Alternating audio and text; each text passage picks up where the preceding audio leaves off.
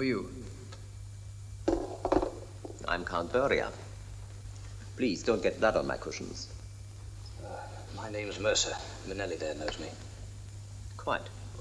But that doesn't explain your presence here. Let him give his explanations to the police. He can explain to them as well, if necessary. Well, I came in here late this afternoon to have a look around. I sat in the window seat, and I must have fallen asleep. When I woke up, it was dark. There was a light coming from underneath the door. I went across. As I got there, someone came out. I couldn't see who it was, but he behaved very suspiciously.